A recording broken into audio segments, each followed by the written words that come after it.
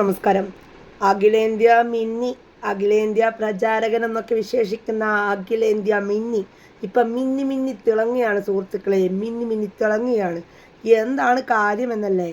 വരുന്നുണ്ട്, ഒരുപാട് വിഷയങ്ങളുണ്ട് സംസാരിക്കാം. അപ്പം തുടങ്ങാം അല്ലേ? അപ്പം എന്താണ് ആ വിശേഷം എന്ന് നമുക്കൊന്ന് വീഡിയോ കണ്ടാലോ? വരൂ എല്ലാവരും. മുഖ്യമന്ത്രിയുടെയും ഖാദി ബോർഡ് വൈസ് ചെയർമാന്റെയും പേരിൽ ജോലി തട്ടിപ്പ്. തട്ടിപ്പിന് പിന്നിൽ മുൻ RSSകാരനായ CPM കണ്ണൂർ സ്വദേശി സുധീഷ് മിന്നി.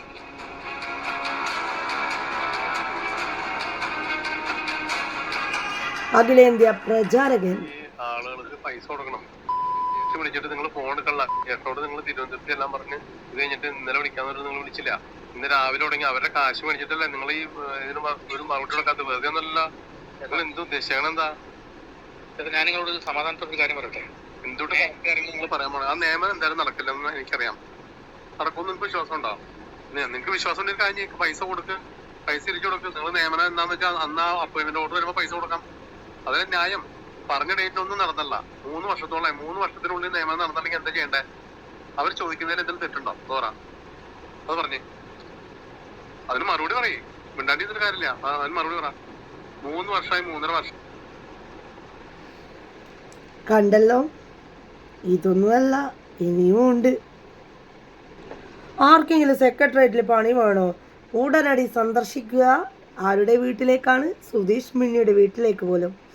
അങ്ങനെയും കുറച്ച് പൈസ തട്ടിയിട്ടുണ്ട് എന്നാണ് കേൾക്കുന്നത്. എന്താ അല്ലേ, എന്തൊക്കെയായിരുന്നു ഇവിടെ നടന്ന് കോലാഹലങ്ങൾ നിങ്ങൾ കണ്ടല്ലേ? എന്തൊക്കെയായിരുന്നു. അഖിലേന്ത്യാ പ്രചാരകൻ, RSSന്റെ പ്രചാരകൻ, അഖിലേന്ത്യാ പ്രചാരകൻ സുധീഷ് മിന്നി CPMലേക്ക്. എന്താ CPMകാരെ നിങ്ങൾക്കിപ്പോൾ ഒന്നും സംസാരിക്കാനില്ലേ? ഇതിൻ്റെ അകത്ത് എനിക്ക് പോരാളി ഷാജിനോടാണ് അഭിപ്രായം ചോദിക്കേണ്ടത്. കാരണം ഇവനൊക്കെയാണല്ലോ തലയിലങ്ങ് കയറ്റി വെച്ചത്. ഇപ്പം എന്തായി എന്നുള്ള കാര്യം നിങ്ങൾ തന്നെ പറയണം കേട്ടോ. കുറച്ച് വർഷങ്ങളായിട്ട് സുധീഷ് മിന്നി എന്ന് പറയുന്ന ആൾ സഖാക്കന്മാരുടെ കമ്മികളുടെ പ്രിയ സഖാവ്. അങ്ങനെയായിരുന്നു. എന്തൊക്കെയായിരുന്നു എന്നാ സഖാക്കളുടെ ഭാഷയിൽ RSSന്റെ അഖിലേന്ത്യാ പ്രചാരകൻ. പക്ഷെ RSSകാർക്ക് പോലും അറിയില്ല അഖിലേന്ത്യാ പ്രചാരകൻ എന്നൊരു സ്ഥാനമുണ്ടോ എന്നുള്ളത്. അവർക്ക് പോലും അറിയില്ല. അങ്ങനെ ഒരു സ്ഥാനം ഇല്ല. അതാണ് അതിനും വലിയൊരു രസം. എന്തൊക്കെയായിരുന്നു ഇവിടെ. അഖിലേന്ത്യാ പ്രചാരകൻ CPMലേക്കുള്ള ഒരു വരവ് ഒന്നൊന്നര വരവായിരുന്നു. പക്ഷേ എന്താ ചെയ്യുക? CPMൻ്റെ സംസ്ഥാന നേതാക്കൾ സ്വീകരണം ഒന്നും പറയണ്ട. എൻ്റെ നാട്ടിലൊക്കെ ഭയങ്കര സ്വീകരണമായിരുന്നു. മലാലിലും അതുപോലെ തന്നെ കതിരൂരൊക്കെ ബമ്പ സ്വീകരണമാണ് ഇദ്ദേഹത്തിന് കൊടുത്തത്. സത്യം പറഞ്ഞ സുധീഷ് മിന്നി ഇല്ലാതെ ഈ എന്താ പറയുക കുഞ്ഞിൻ്റെ ചോറൂണിന് വരെ, ഈ ചടങ്ങ് വരെ സഖാക്കൾക്ക് നടത്തില്ല എന്നുള്ള ഒരു മട്ടിലായി കാര്യങ്ങളൊക്കെ. ഇതൊക്കെ പറഞ്ഞു വരാനൊരു കാര്യമുണ്ട്. ഇതൊക്കെ ശ്രദ്ധിച്ച് കേൾക്കണം നിങ്ങൾ.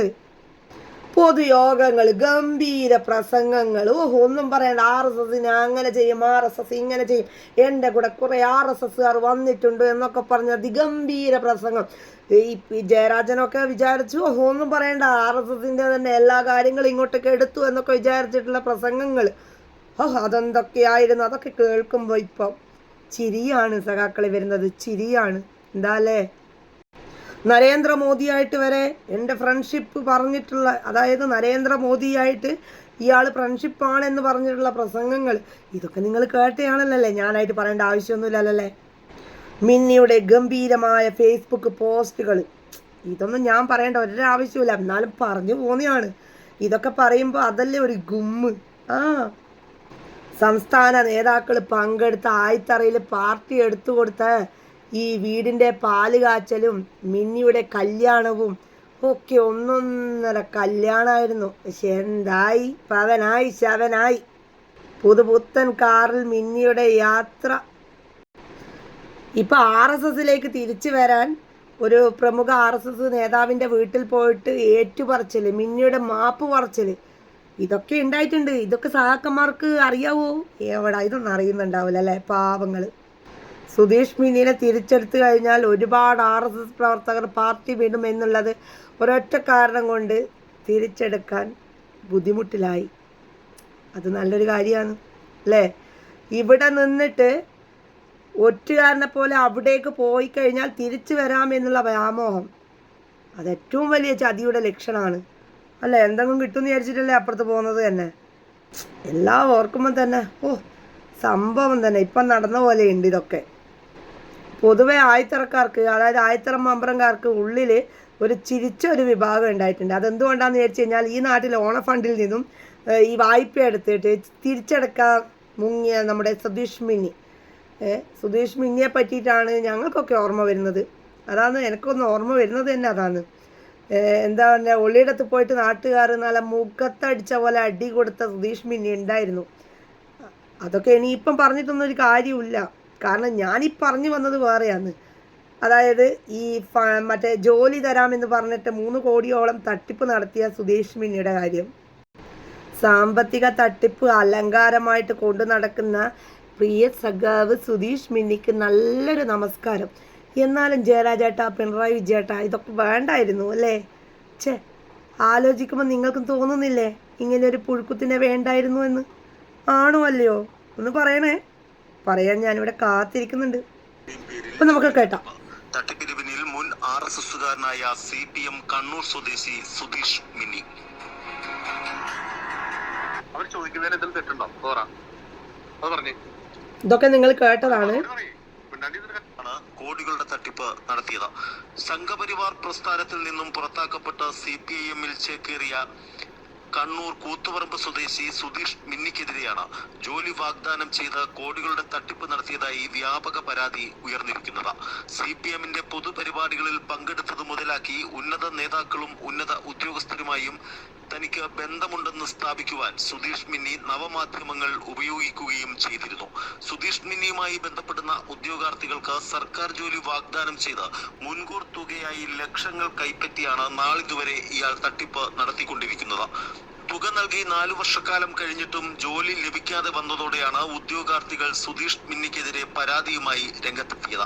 കണ്ണൂർ, കോഴിക്കോട്, മലപ്പുറം, എറണാകുളം, തൃശൂർ, ആലപ്പുഴ, പത്തനംതിട്ട ജില്ലകളിൽ നിന്നുള്ള യുവാക്കളാണ് തട്ടിപ്പിനിരയായവരിൽ ഏറെയും. ഇവരിൽ നിന്ന് ഏകദേശം 3.5 കോടിയിലധികം തുകയാണ് മിന്നി കൈപ്പറ്റിയത്.